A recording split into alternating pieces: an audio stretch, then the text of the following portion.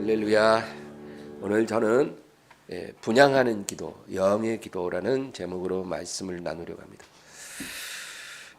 우리가 평생 기도를 하지만 기도에 대해서 우리가 잘 모를 수 있죠. 여러분, 사람이 철이 든다라는 말이 있습니다. 철이 들다. 이 철이라는 것은 사시사철, 계절을 의미합니다. 그래서 계절이 변하는 것처럼 사람이 성숙하게 변해간다는 거죠. 여름이 가면 가을이 오고 또 겨울 가면 봄이 오는 것처럼 사람도 세월이 흐르면서 조금씩 성숙해져 가는 것을 철이 든다 그렇게 말을 합니다. 근데 나이가 든다고 저절로 철이 드는 것은 아니더라고요. 어떤 사람은 나이가 들어도 철이 안 드는 경우가 있죠. 그러면 우리가 뭐라 그럽니까? 넌 언제 철들래? 그렇게 말을 합니다. 그래서 제가 보니까 사람마다 철드는 때가 다 달라요. 어떤 사람은 아주 일찍 철이 듭니다. 고등학생들도요, 철이 드는 고등학생들이 있더라고요. 말하는 거 보면 한 50살 된 것 같아요. 얼마나 생각이 깊고 또 신중하고 사리 분별을 잘하는 그런 청소년도 있더라고요. 우리 아이들이 우리 자녀들이 그런 얼마나 부모가 행복하겠습니까? 어떤 집에 보면 자식이 부모보다 더 철든 집안도 있어요. 근데 어떤 사람은 보면 나이 50, 60이 돼도 철부지같이 행동을 합니다. 철부지라는 말이 철이 없다는 뜻이죠. 나이가 많은데 꼭 사춘기 애들처럼 그렇게 생각하고 행동하는 거예요. 아주 감정적이고 즉흥적이고 그리고 경솔하고 또 허황된 생각만 하고 있어요. 나이가 50, 60이 돼도 이런 사람도 있어요. 그래서 여러분, 사람이 나이 들수록 철이 들어야 하는 것처럼 신앙에도 철이 들어야 한다는 거예요. 영적으로도 철든 역사가 필요하다는 겁니다. 여러분, 우리가 하나님 앞에 처음 나올 때는 자기밖에 몰라요. 그거는 아주 정상적인 거예요. 영적으로 어린아이 때는 하나님에 대해서는 잘 모릅니다. 또 알고 싶지도 않아요. 자기밖에 몰라요. 자기만 보입니다. 그래서 어떤 문제가 있으면 그거 해결해 달라는 거예요. 하나님 계시면 내 기도 좀 들어주세요. 이렇게 기도를 하는데 희한하게도 그렇게 철부지 기도를 하나님이 응답을 잘 해주셔요. 왜냐하면 아무것도 모르니까 하나님이 바로바로 들어주실 때가 있더라고요.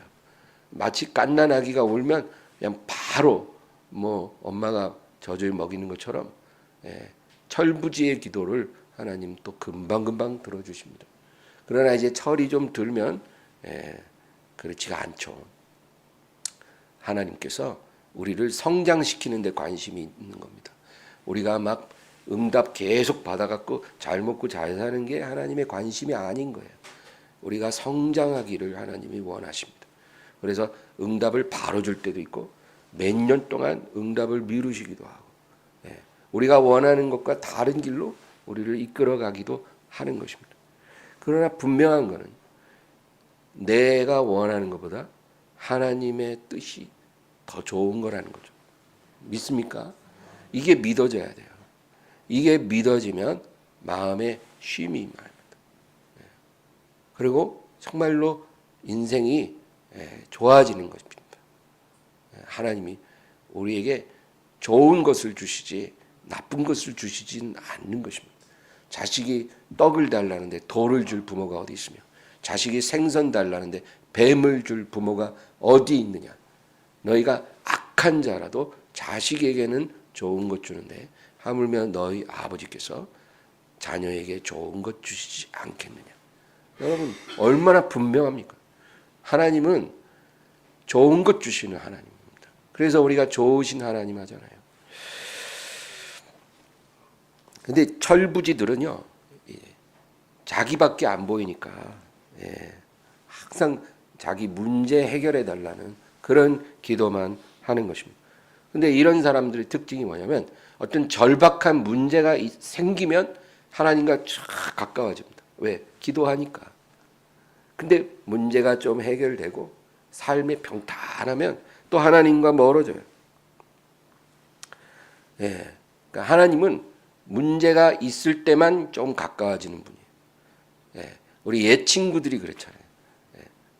친하지만 지금 뭐 당장 나랑 어떤 특별한 일이 없으면 연락이 뜸해지잖아요. 그런 것처럼 하나님도 그렇게 대하는 거예요. 영적으로 철부지들이 그렇습니다. 근데 어느 순간부터는 이제 철이 들기 시작합니다. 그래서 하나님이 나를 위해 존재하는 분이 아니고 내가 하나님을 위해 존재한다는 사실이 깨달아지기 시작하는 거예요. 내 소원을 들어주기 위해서 존재하는 분이 아니고 내가 하나님의 소원을 이루어드리기 위해서 존재한다는 거죠. 이게 깨달아질 때 이게 영적으로 이제 철이 드는 증거입니다. 주인공이 내가 아닌 거예요. 하나님이 주인공인 거예요. 여러분 이게 깨달아져야 돼요. 그럴 때 순종이 나오는 거예요. 내가 주인공인데 순종이 안 되죠. 그래서 철이 들면 기도도 조금씩 바뀝니다. 처음에는 하나님 나를 위해 이렇게 좀 해주세요. 늘 기도가 그래요. 하나님 나에게 이것 좀 주시고 또 저것도 좀 해주시고 늘 내가 필요한 거를 나열하기에도 벅차요. 나중에는 하도 말해서 그냥 아주 지긋지긋해. 응답은 잘 안 오는데 요구사항만 계속 하니까 너무 지겨워. 그 기도하는 게 힘들어요. 그런데 철이 들면 기도가 조금씩 바뀌기 시작해요. 하나님, 나를 향한 하나님의 뜻은 무엇입니까? 나에게 원하시는 게 무엇입니까? 내가 어떻게 사는 것이 하나님의 뜻에 맞게 사는 겁니까? 이런 기도도 나오기 시작합니다. 하나님에 대해서 하나님의 뜻을 묻기 시작하는 거예요. 기도만 그렇게 아니라 이제 성경도 보는 것이 달라지는 거예요. 내 관점에서 나한테 필요한 말씀 없나? 그렇게 성경을 볼 때는 성경이 너무 지루해요. 뭔 말인지도 잘 모르겠어. 설교도 그렇게 지루할 수가 없어. 아주 설교 시간만 되면 졸려. 막 정신없이 졸려. 내 귀에 뭐가 안 들어오는 거예요. 솔깃한 말을 해줘야 되거든. 어떻게 하면 성공할 수 있는지, 어떻게 하면은 물질적인 축복을 받을지, 이런 솔깃한 얘기는 귀에 들어오고 재미있는 이야기는 귀에 들어오지만 하나님은 거룩하십니다. 우리가 어떻게 살아야 합니다. 이런 얘기는 딱 귀에서 차단돼요. 들어오지를 않아요. 철이 안 들면 그렇다는 거예요. 그러나 관점이 하나님의 관점으로 이제 바뀌는 거예요. 하나님의 마음에서 생각이 되는 거예요. 그러면 성경도 열리기 시작합니다. 하나님의 마음이 성경 안에 있거든요. 하나님이 오늘 성경에서 나에게 무슨 축복의 말씀을 안 주나 이런 게 아니라 그 안에 하나님의 마음이 느껴지는 거예요. 그러니까 성경 읽는 게 얼마나 재밌겠어요. 은혜입니다. 은혜. 영의 말씀이 막 내 안에 들어오기 시작해요. 설교도 들리기 시작합니다. 여러분 영적으로도 철이 들기를 주의 이름으로 축원합니다. 근데 어떤 사람은 아무리 교회를 오래 다녀도 철이 안 들어요. 그대로예요. 변함이 없어요. 10년을 교회를 다녀도 15년을 다녀도 처음 교회 다닐 때랑 똑같아요. 제가 그런 사람을 참 많이 봐요. 기도도 그대로예요. 10년 전에도 하루에 5분, 10년이 지나도 하루에 5분. 똑같아요. 기도 시간도 똑같아요. 내용도 똑같아요. 성경도 일주일에 한 페이지. 10년 전에도 일주일에 한 페이지, 10년 후에도 일주일에 한 페이지. 똑같아. 보면은 창세기만 너덜너덜해. 또 마태복음만 너덜너덜해. 다른 데는 깨끗한데 창세기하고 마태복음만 너덜너덜. 똑같아. 네. 교회에 나와 예배 드리는 것도 10년 전에도 주일 아침마다 갈등해. 오늘 가 말어. 그렇게 고민하다가 어떤 날 진짜 할 일 없을 때는 오지만 조금이라도 뭐 일이 있으면 안 오고 뭐 이랬었거든요. 10년 전에. 그러면 10년 지나면 좀 달라져야 되잖아. 똑같아. 지금도 여전히 주일 아침마다 가 말어. 그러다가 운 좋으면 오고 운 없으면 안 오고.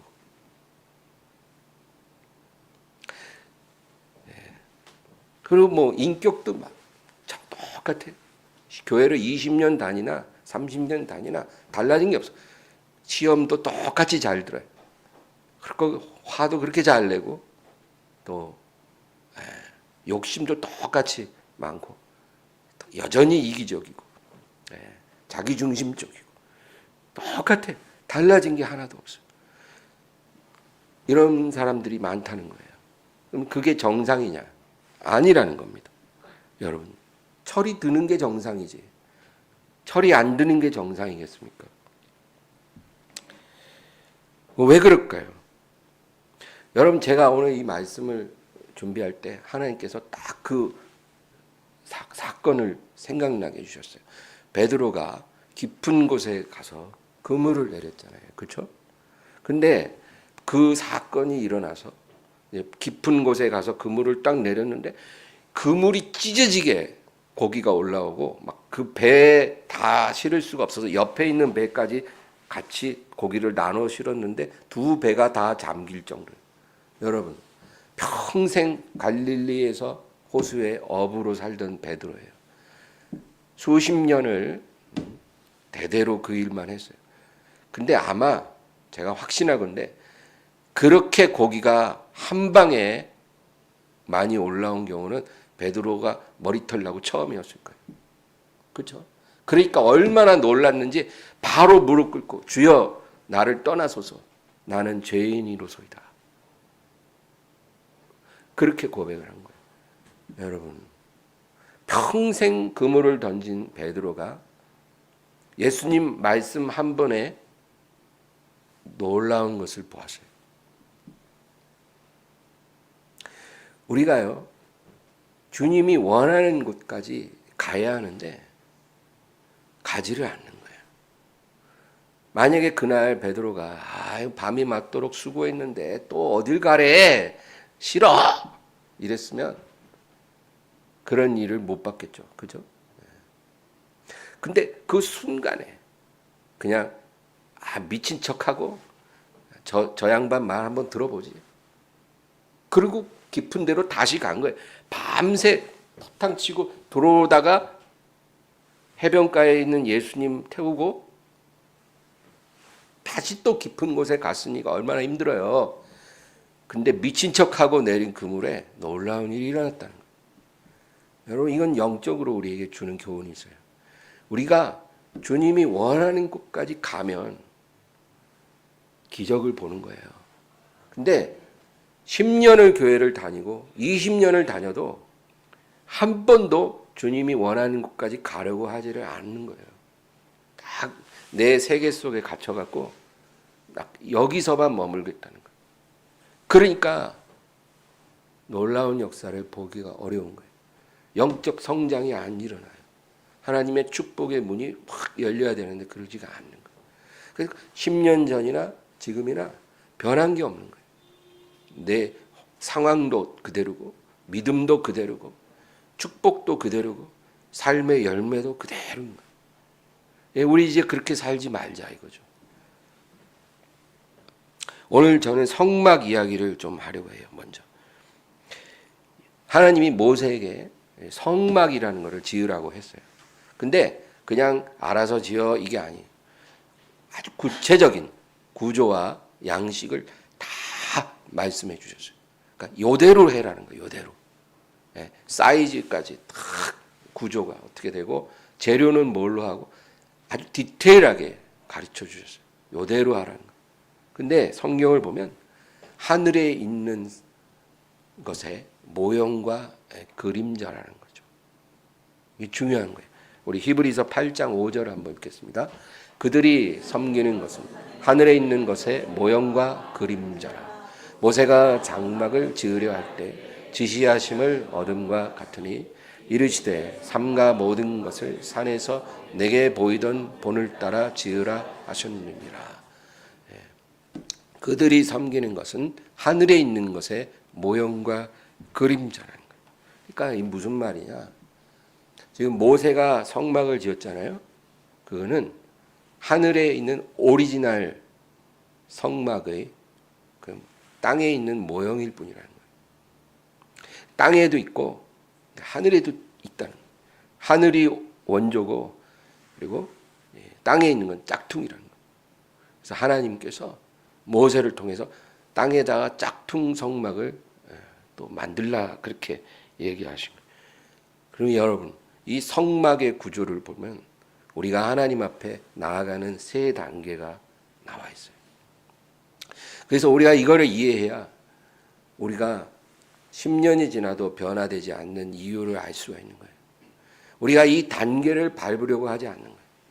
하나님이 여기까지 오라고 하는데 우리는 그 자리까지 안 가고 그냥 1단계에만 머물고 2단계에만 머무는 거예요.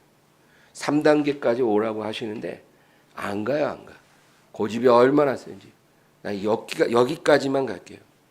그러니까 아무 일도 안 일어나는 거예요. 여러분 신앙이라는 건 순종이잖아요. 하나님이 오라고 하면 가야죠. 깊은 데로 가라 그러면 깊은 데로 가고 배 오른편으로 그물을 내리라 그러면 오른편으로 내려야죠. 근데 순종이 안 되는데 어떻게 성장이 있겠고 축복이 있겠냐고요. 하나님께 나아가는 세 종류의 사람들이 있어요. 첫째는 성전뜰에 서 있는 자들입니다. 성전뜰에 서 있는 사람들이 많아요. 여러분 이스라엘 사람이면 누구나 그냥 제약 없이 성전뜰까지 갈 수 있어요. 유대인들은 누구나 다 성전뜰은 자유롭게 왔다 갔다 할 수 있는 거예요. 하나님을 향한 어떤 특별한 갈망이 없어도 성전뜰은 그냥 편하게 왔다 갔다 한다는 거예요. 구경 삼아 오는 사람도 있고 명절 되면 그곳에 와서 장사도 해요. 누구나 다 그곳에서 들락달락합니다.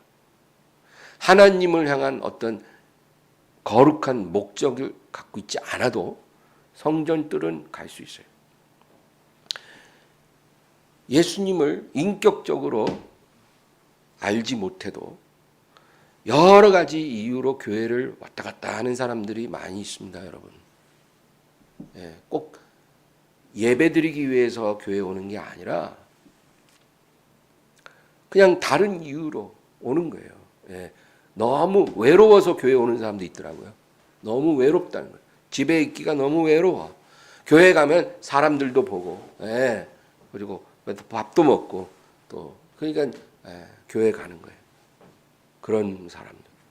또 교회 가기 싫어 죽겠는데 엄마가 그냥 강한 이 압박을 줘가지고 끌려오는 질질질질 끌려오는 자녀들도 있고 또 마누라 때문에 질질질질 끌려오는 남편도 있고 그래요. 그런 사람들은 보면 알아요. 예배 드릴 때 팔짱 딱 끼고 눈 감고 있어요. 이런 사람들이 바로 성전 뜰에 서 있는 자들이에요. 두 번째는 번제를 드리는 자들입니다. 성전 뜰을 지나가면 제단이 있습니다. 이것을 번제단이라고 말해요. 거기서 뭘 하냐? 짐승을 죽여서 피를 뿌리고 그 기름을 다 태워드리는 것이에요. 그것이 번제단입니다. 번제를 드리는 사람들은 하나님을 예배하려는 목적으로 교회에 오는 사람들을 말해요. 여러분 이스라엘 백성들은 짐승을 끌고 와서 제단에서 잡아서 드리고 하나님께 기도를 했어요. 근데 우리는 그렇게 할 필요가 없죠. 왜? 예수님이 영원한 희생 제물이 되셨거든요. 그래서 예수님의 이름으로 우리는 교회에 와서 예배를 드리는 거예요. 그리고 그게 바로 이 번제단에 서 있는 겁니다. 대부분의 크리스찬들이 일평생 이 번제단까지만 와요. 그리고 번제단에 와서 제사 드리고 돌아가고 또 며칠 뒤에 또 와서 제사 드리고 돌아가고 평생 그렇게 반복하는 거예요. 왔다 갔다 왔다 갔다. 교회에 와서 예배 드리고 돌아가고 또 교회에 와서 예배 드리고 돌아가고 어떤 사람은 일주일에 한 번, 어떤 사람은 일주일에 두 번, 뭐 이렇게 예배를 드리는 거죠. 30년을 믿으나 6개월을 믿으나 똑같아요. 여기까지만 오는 사람들입니다. 그 다음 이제 세 번째는 성소에 들어가는 자들입니다. 오늘 제가 말하고 싶은 게 이거예요. 우리가 여기까지 안 간다는 거예요. 여기가 깊은 곳이에요. 여기까지 오라면 여기까지 가야 돼요, 여러분. 여러분 이 성소가 뭐냐면 이제 번제단은 뒤에 지나가면 이제 지붕이 덮인 그런 구조물이 있어요. 지붕이 딱 덮여 있고 휘장으로 참 가려져 있어요. 그 휘장을 넘어가면 거기가 성소입니다. 성소는 일반 백성은 못 들어가요. 제사장만 들어갑니다. 제사장만 들어갈 수 있고 그리고 그 성소의 중앙에 분향단이 있어요. 그 분향단에서 제사장들이 하루 2번씩 아침 저녁으로 분향을 하는 거예요. 그래서 그 향연이 쫙 올라갑니다. 하루 2번을 분향하는 이유는 그래야 24시간 향연이 계속 올라가기 때문이에요. 그거를 누가 해요? 제사장이 하는 거예요. 제사장이 해야 할 가장 중요한 업무예요. 만약에 어떤 제사장이 그걸 빼먹었다. 그래서 분향단의 향연이 딱 멈췄다. 그러면 뭐예요? 이 제사장은 파면이에요. 파면. 다시는 제사장을 할 수 없어요. 그러니까 제사장은 무슨 일이 있어도 눈이 오나 비가 오나 뭐 마누라가 출산을 했든지 부모님이 돌아가셨든지 뭐 자기 몸이 너무 지금 안 좋다든지 집안에 아주 급한 일이 있든지 뭐 어떤 상황이 있어도 하루 2번 성소에 들어가 분향하는 거는 그건 빼먹으면 안 되는 거예요. 이게 성소예요, 여러분. 성소에서 제사장이 하는 일이에요. 그러면 오늘날에는 여러분 그게 우리가 해야 할 일입니다. 우리는 아론 자손의 반차를 따르는 제사장이 아니고 멜기세덱 반차를 따르신 예수님의 제사장들입니다. 그래서 우리가 예수님과 연합했기 때문에 우리는 예수 안에서 왕 같은 제사장이에요. 오늘날 저와 여러분은 다 그와 같은 제사장 직분을 갖고 있기 때문에 그러면 우리도 구약 시대와 같이 성소에 들어가 하루 2번 분향을 해야 하는 거예요. 이것이 무슨 의미인지를 우리가 알아야 하는 거예요. 이게 이루어지면 여러분 놀라운 축복이 우리에게 반드시 주어지는 것입니다.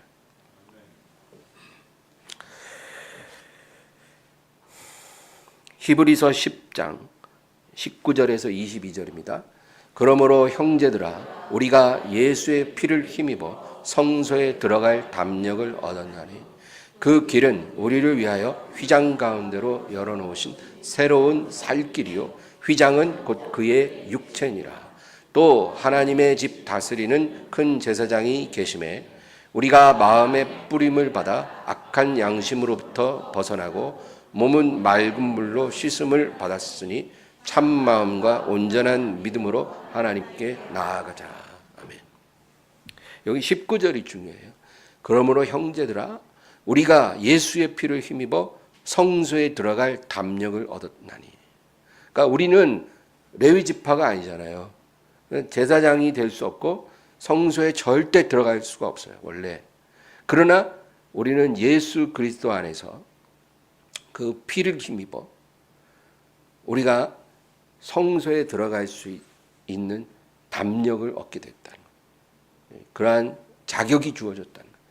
우리는 예수님과 함께 제사장으로 성소에 들어갈 수 있게 된 거예요. 할렐루야.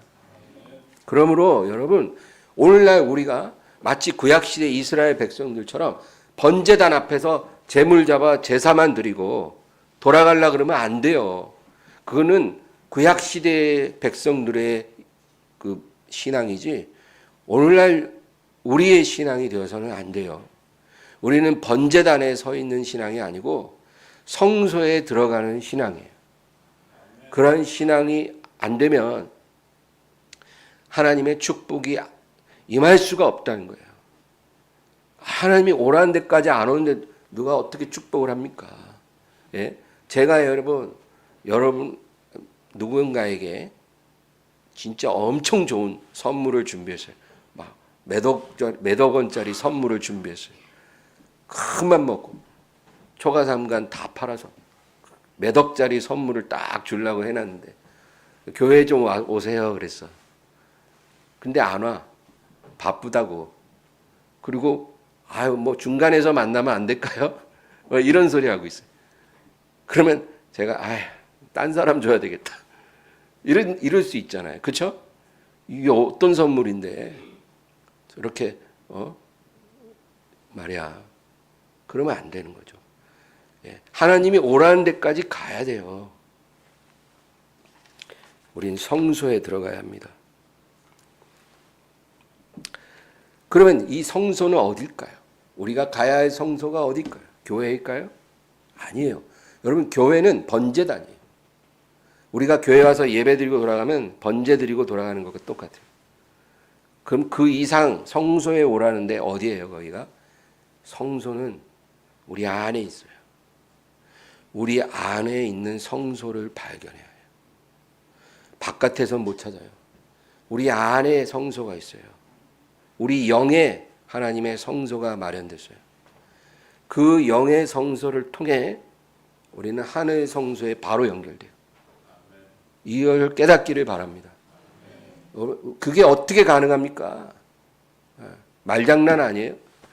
여러분, 우리 영에는 성령 하나님이 와 계시거든요. 그 성령 하나님이 계시기 때문에 우리가 실시간으로 하늘 성소에 연결이 되는 거예요.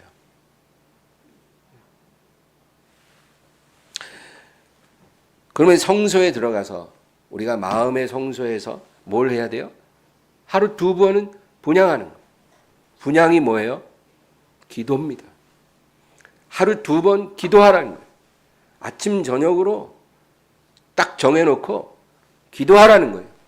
여러분 당장 시작하세요. 한 번에 10분씩만이라도 하세요. 10분씩 하루 2번. 결심하면 왜 못해요? 예? 텔레비전은 2시간씩 보면서 할 수 있어요. 오늘부터 아침 저녁으로 내가 제사장 되어 내 마음 성소에서 분향하는 기도를 하겠습니다. 하나님이 하라고 하시니까 내가 순종할게요. 여러분 순종하시기 바라요. 그러면 어떤 일이 일어나면 그 기도의 향연이 하루 종일 하늘로 올라가는 거예요. 예, 그거 좀 이따 설명해 드릴게요. 계시록 8장 3절 4절 읽겠습니다. 또 다른 천사가 와서 제단 곁에 서서 금 향로를 가지고 많은 향을 받았으니 이는 모든 성도의 기도와 합하여 보좌 앞 금제단에 드리고자 함이라. 향연이 성도의 기도와 함께 천사의 손으로부터 하나님 앞으로 올라가는지라. 예. 금 향로를 가진 천사들이 성도들의 기도를 거기다 담아서 하늘 성소에 있는 금제단에 드린다는 거예요. 예, 이게 사도 요한이 본 환상이었어요. 영적 세계의 비밀이라는 거죠. 여러분 우리가 마음 성소에서 하루 2번 분향하는 기도를 드리잖아요. 그러면 그 기도의 향연이 천사들에 의해서 금향로에 담겨서 하늘 성소 제단에 드려지는 거예요. 우리의 기도를 운반하는 천사들이 있다는 거예요. 얼마나 놀랍습니까? 그래서 이 분향하는 기도를 반드시 드려야 돼요. 뭐 기도가 다 똑같은 게 아닙니다, 여러분. 성전 뜰에서도 기도하는 사람들이 있었어요. 그냥 성전 뜰에 와서 기도하는 사람들. 그런 기도가 아니라는 거예요. 성전 뜰에서 기도하는 사람들은 어떤 기도를 드리냐면, 하나님 오늘 저 왔어요. 아시죠? 다음 달에 얼마 필요한 거 도와주세요. 갑니다 하나님 할렐루야. 이런 식이에요. 기도가 그냥 5초 10초. 하나님 저 왔어요. 제 상태 아시죠? 도와주십시오. 갑니다 할렐루야. 이런 기도를 드려요. 성전 뜰에서는. 이런 기도가 아니라는 거예요. 성소에 들어와서 제사장의 신분으로 아침 저녁으로 본향하는 기도를 드리라는 거예요. 그 기도를 천사들이 담아서 하늘 성소 제단에 바치는 거예요. 여러분, 이런 기도가 반드시 필요합니다.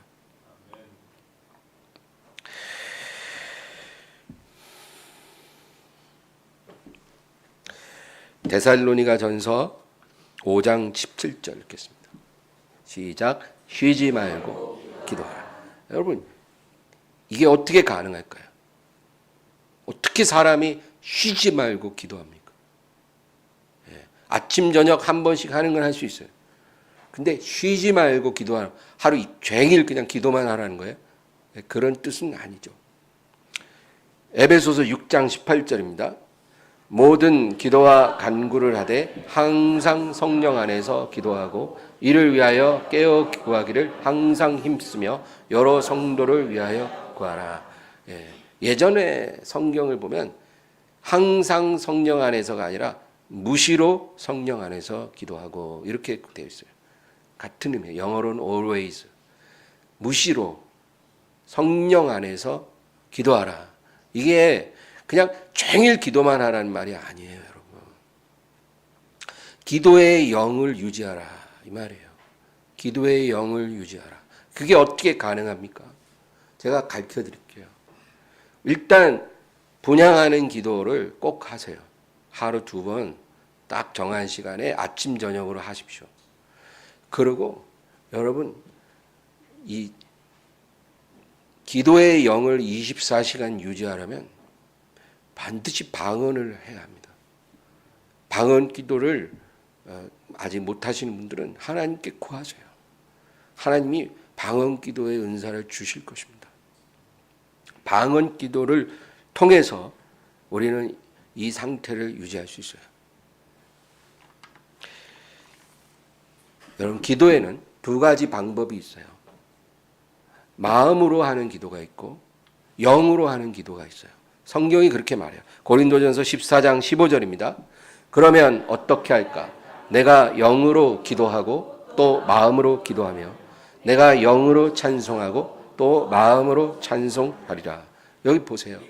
내가 영으로 기도하고 또 마음으로 기도한다. 그러니까 영으로 하는 기도와 마음으로 기도하는 게 분리되는 거예요.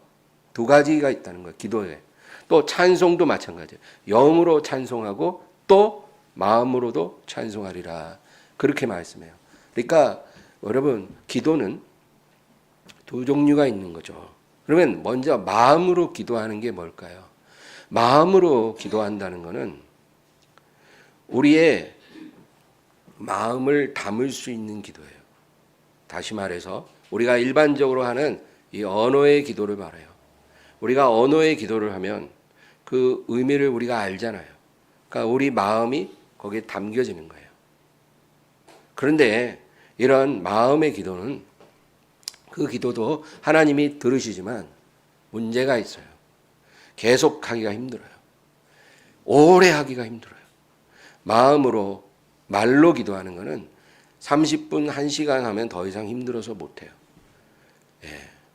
그리고 그 기도는 나만 듣는 게 아니라 천사들도 듣고 귀신들도 들어요. 그러니까 우리가 기도를 통해서 귀신들에게 비밀을 발설할 수 있어요. 우리가 귀신들은요 하나님이 아니기 때문에 우리 마음을 몰라요. 근데 우리가 언어로 기도할 때 발설을 하잖아요. 그러면 귀신들이 우리 비밀을 다 알아요. 그것이 좋지 않다는 거죠. 그래서 하나님이 우리에게 주신 기도가 영으로 기도하는 거예요. 영으로 기도하는 것은 우리의 뇌를 사용해서 이성을 사용해서 말로 기도하는 게 아니고요. 우리의 혀를 사용하는 기도예요. 그래서 방언 기도를 영어로 speak in tongue 이렇게 말해요. 방언은 그렇게 영어로 말해요. 그러니까 혀의 기도라는 거예요. 혀의 기도. 이게 방언 기도고 영의 기도예요. 그래서 방언을 해야 합니다. 여러분 방언 기도하는 사람들 보면 좀 이상해져. 저도 처음에 방언을 받았을 때 두려웠어요. 막 이상한 말이 나오길래 내가 미치는 거 아니야?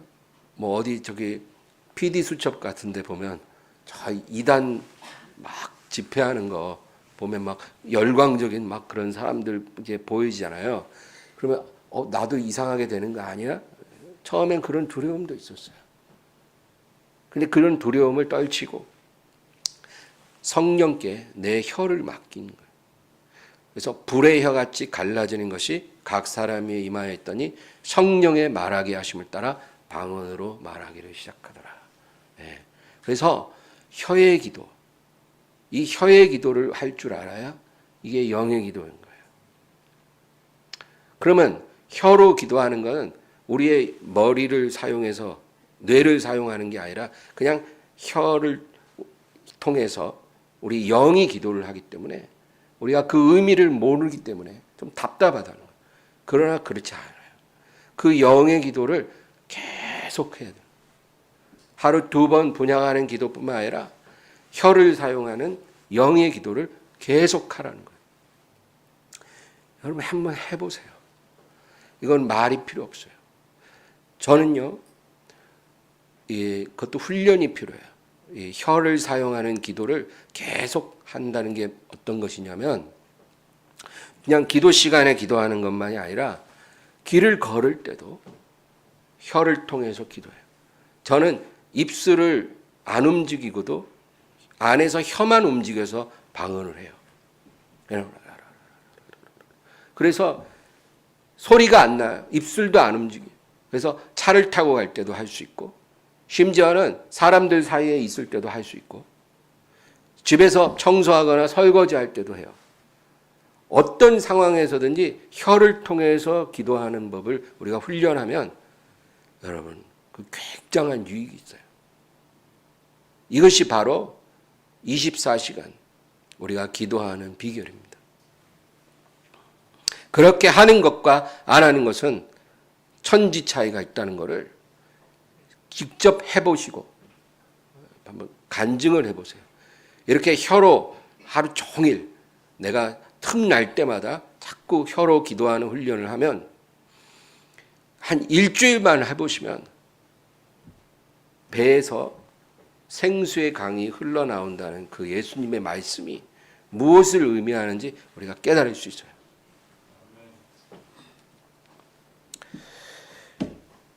여러분, 저는 이 영으로 혀를 사용해서 기도하는 것은 이 기도가 우리의 배로 내려간다고 믿어요. 머리로 가는 게 아니에요. 머리로는 우리가 의미를 모르죠. 근데 배로 내려가요. 그래서 배가 참 중요한 부분 같아요. 만약에 어떤 사람이 우리의 영은 어디에 있습니까? 우리 몸 안에 어디에 있습니까?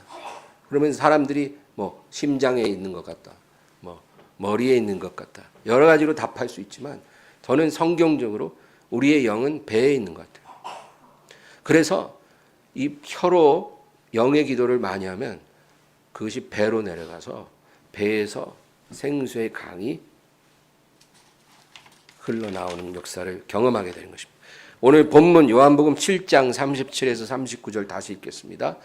명절 끝날 곧 큰 날에 예수께서 서서 외쳐 이르시되 누구든지 목마르거든 내게로 와서 마시라.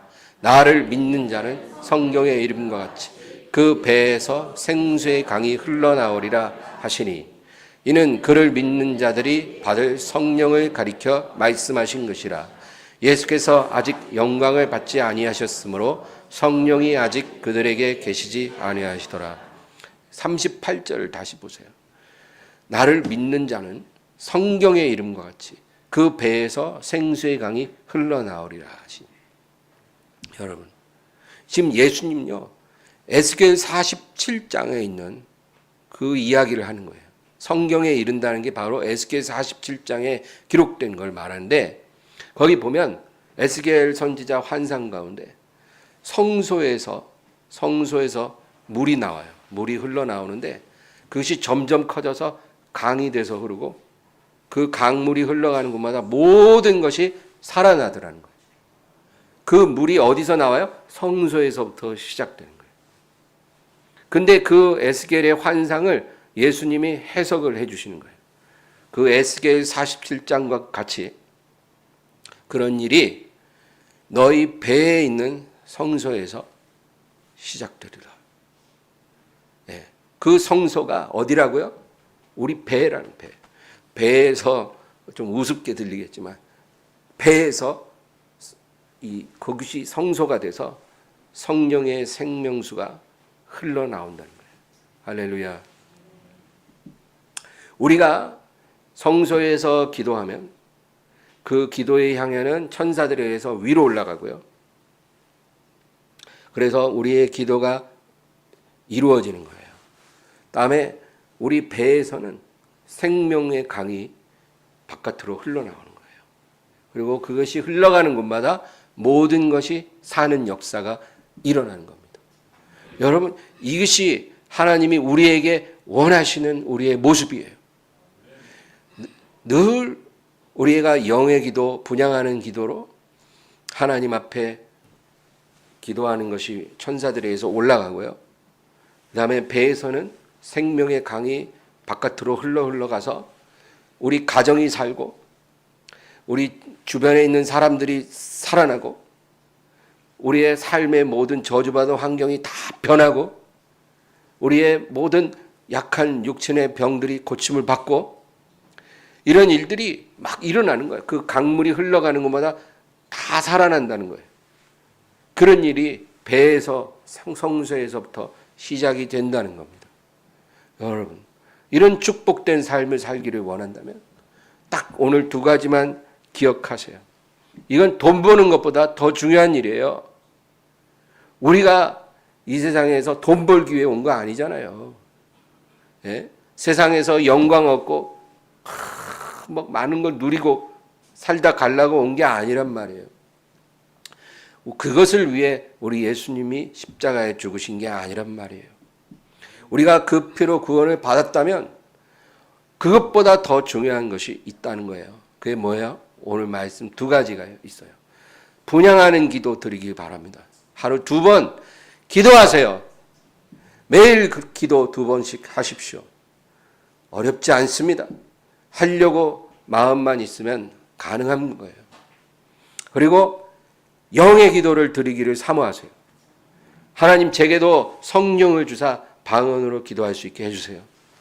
그리고 내가 이미 방언을 받았다면 그걸 그냥 묵혀두지 말고 기도 시간에만 가끔 하지 말고 24시간 내 혀로 이 영의 기도를 계속하리라. 계속 훈련해 보세요. 그게 훈련하면 할수록 쉬워져요. 심지어는 정말 기도할 수 없는 상황에서도 그렇게 기도가 돼요. 아무도 몰라요. 하나님과 나만 알아요.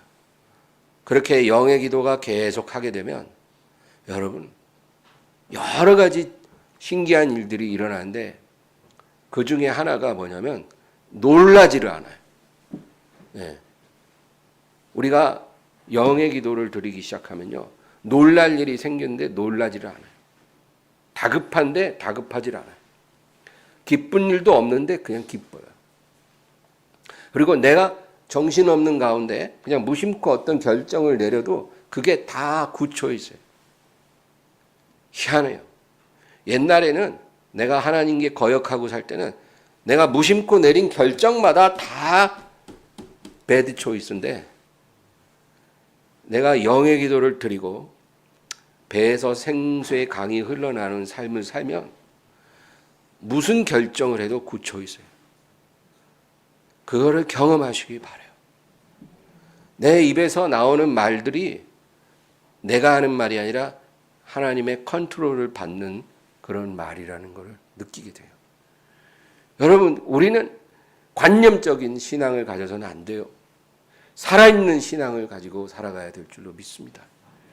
이 은혜가 충만하기를 주의 이름으로 축원합니다. 하나님 아버지, 주여, 오늘 우리가 주님 앞에 기도하는 사람을 되게 되어지기를 원합니다. 주여, 우리에게 성령을 부어주시면 단지 우리 마음에 평안을 주시기 위함이 아니요, 우리가 이 땅에 사는 동안 주님과 동행하게 하시고 거룩하게 하시고 기도의 사람으로 하나님께 영광 돌리기를 위함입니다. 아버지의 분향하는 기도를 알게 하옵소서. 우리가 제사장이 아니라면 그런 기도를 들을 필요가 없지만 우리가 제사장이 되었고 또 제사장의 영광과 축복을 받아야 한다면 우리가 제사장의 직무를 감당하게 하옵소서. 제일 중요한 그 일, 하루 두 번 분향하는 일, 그 일을 우리가 기도로 감당하게 하여 주시고 우리가 방언 기도로 항상 종일 기도의 영 가운데 살아갈 수 있도록 도와주시옵소서. 이 은혜가 충만할 줄 믿사옵고 예수님의 이름으로 기도합니다.